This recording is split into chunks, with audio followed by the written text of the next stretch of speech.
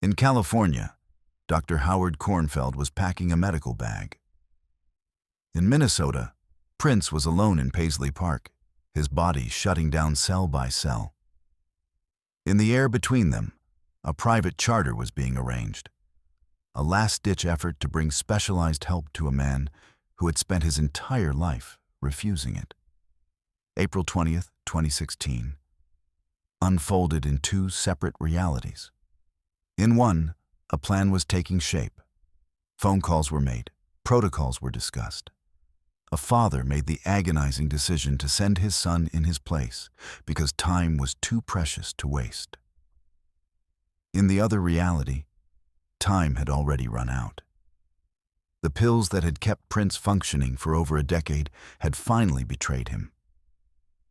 The pain that had driven him to those pills had become irrelevant, and the intervention that might have saved him was still hours away when his heart stopped beating. What linked these two timelines? What Dr. Kornfeld knew, what he recommended, what he was prepared to do if he could just get there in time, remained locked away in confidential medical files and attorney-client privilege for years, until the documents were unsealed, until the witnesses were deposed, until the full picture of those final hours finally emerged, revealing not just how Prince died, but how close he came to being saved. If you want to discover the untold stories behind music's greatest legends, subscribe now and join us as we uncover the truth that history tried to hide. The next day, April 15th, everything changed. Prince was traveling back to Minnesota on a private jet when the unthinkable happened. 48 minutes from landing, he collapsed. The plane made an emergency descent, dropping from 45,000 feet in just 17 minutes, landing at Moline International Airport in Illinois. Paramedics rushed aboard and administered Narcan, a powerful opioid reversal agent that pulled Prince back from the edge of death. It was the first time that many people in his inner circle truly understood the depth of the problem. The official story released to the press was carefully managed. He had the flu, he was dehydrated, it was nothing serious. But behind closed doors, panic was setting in. The intervention with Narcan meant one thing: opioid overdose. The question that no one wanted to ask was how long this had been happening, and more importantly, how much time was left. By the 2000s, the pain had become chronic and severe. In 2010, he underwent double hip replacement surgery, a procedure that should have given him relief. But there was a complication that made everything harder. Prince was a Jehovah's Witness, and his faith prohibited blood transfusions. The surgery was performed without the standard protocols, and the recovery was brutal. Instead of finding relief, he found himself trapped in a cycle that millions of Americans know all too well. The prescription painkillers that were meant to help him heal became the only thing standing between him and agony. Percocet first, then Vicodin, then stronger formulations. The doses increased, the dependence deepened, and somewhere along the way, the medication stopped being about pain management and started being about survival. Not surviving the pain, but surviving the day-to-day demands of being Prince. The people closest to him knew something was wrong, but Prince's control over his environment was absolute. Paisley Park was his fortress, and within those walls, he set the rules. Staff members learned not to ask questions. Band members learned to look away. The few who tried to confront him about the pills found themselves on the outside, cut off from the circle of trust that Prince guarded so fiercely. And so the secret festered, growing more dangerous with each passing month, each passing year, until it reached the moment on that plane when his body simply couldn't take any more. Dr. Howard Kornfeld's name came up quickly. He ran Recovery Without Walls, a clinic in Mill Valley, California, that specialized in innovative treatments for chronic pain and opioid addiction. Kornfeld had pioneered approaches that didn't rely on traditional rehabilitation facilities, instead bringing treatment to patients in their own environments. For someone like Prince, who would never agree to check into a public rehab facility, Kornfeld's method seemed like the only viable option. The initial contact was made on April 19th. The conversation was urgent, direct, and terrifying in its implications. The person calling described a patient in crisis, someone who needed immediate intervention, someone whose life was hanging by a thread. Kornfeld agreed to help, but there was a problem. He couldn't leave California immediately. He had other patients, commitments that couldn't be abandoned on a few hours' notice. But the urgency in that phone call told him that waiting wasn't an option. So he made a decision that would haunt him for years to come. He would send his son, Andrew Kornfeld, a 25-year-old physician assistant who worked with him at the clinic. Andrew would fly out immediately, arriving on the morning of April 21st, bringing with him a medication called buprenorphine that could help stabilize a patient in acute opioid crisis. The plan was simple.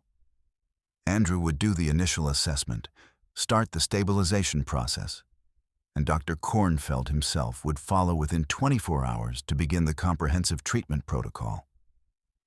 It was a reasonable plan. It was a professional plan. It was a plan that would have worked if they had just had one more day. That night, April 20th, Prince was seen around Paisley Park at various times. Staff members would later recall brief interactions, moments that seemed normal at the time, but would be analyzed and reanalyzed in the investigation that followed. He was wearing his usual attire, comfortable clothes, nothing flashy, the offstage Prince that very few people ever saw.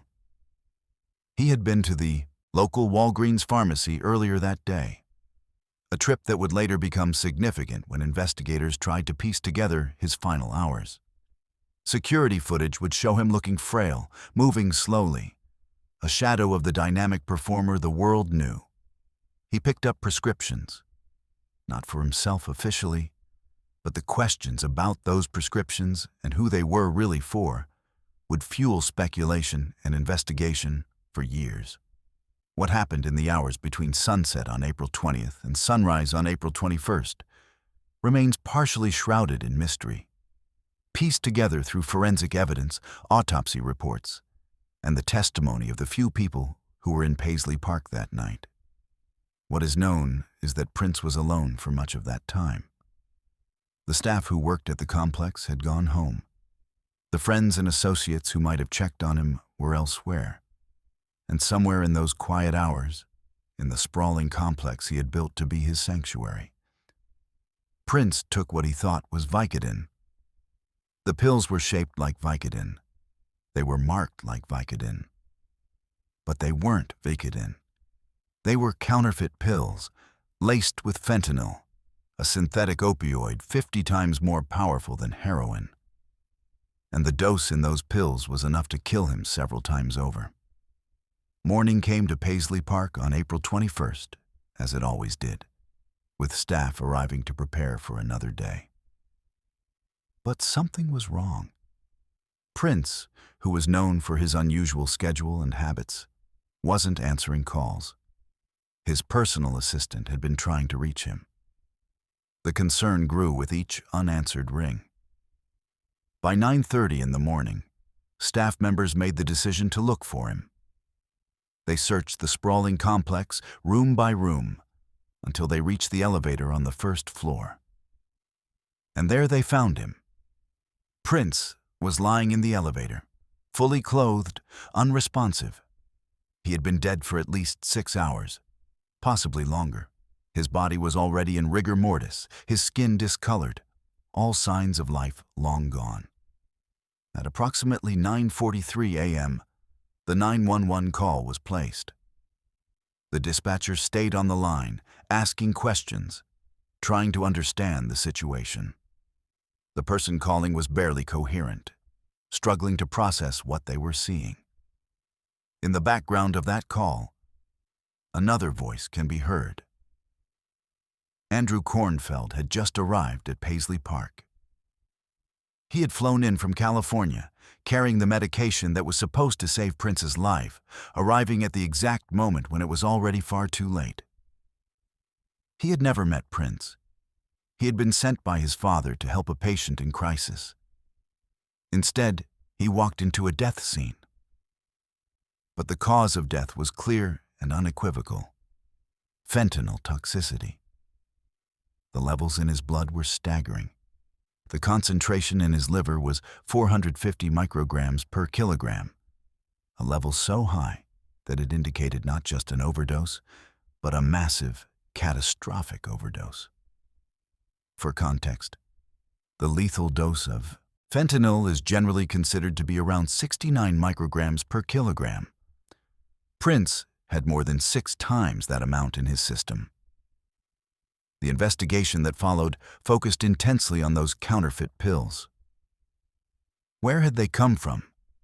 How had Prince obtained them? The DEA and local law enforcement traced the pills found in Paisley Park, analyzing their composition and trying to track their origin. What they discovered was alarming. Multiple pills found in the complex were counterfeit, containing fentanyl instead of the pharmaceutical ingredients they were supposed to contain. Some were in prescription bottles with other people's names on them. Some were loose, unmarked, indistinguishable from legitimate medication except for the deadly secret they contained. The question of who supplied these pills and whether they knew what they were providing became the focus of a federal investigation that would last for 2 years. But no one was ever charged with Prince's death. The investigation concluded in 2018 with the prosecutor announcing that while Prince had died from fentanyl toxicity, there was no evidence to support criminal charges against any individual. The counterfeit pills had entered the illegal drug supply chain at some point, passing through multiple hands before reaching Prince, and the trail had gone cold. The person who directly provided the pills to Prince was never definitively identified. And even if they had been, proving that they knew the pills were counterfeit and deadly would have been nearly impossible. Prince's death was ruled an accident. Self-administered drugs, no evidence of suicide, no evidence of foul play. Just a tragic accident that was both entirely preventable and, in the end, almost inevitable given the path he had been on. It was an approach that had worked for countless other patients, including high-profile individuals who needed discretion and flexibility. The protocol Kornfeld would have implemented involved several stages. First, an assessment to determine the full extent of Prince's dependence and any other health complications. Then, the administration of buprenorphine to ease the withdrawal process and stabilize his system. Following that, a structured treatment plan that would have included therapy, pain management alternatives, and ongoing medical monitoring. The entire process could have been done at Paisley Park, maintaining the privacy that Prince required. It would have taken weeks, possibly months. But it was designed to work. And according to medical experts who reviewed the case afterward, it very likely would have worked if Kornfeld had been able to implement it. But the timing was off by just hours. If the crisis call had come 1 day earlier, if Kornfeld had been able to fly out immediately, if Andrew had arrived on the evening of April 20th instead of the morning of April 21st, the outcome might have been different.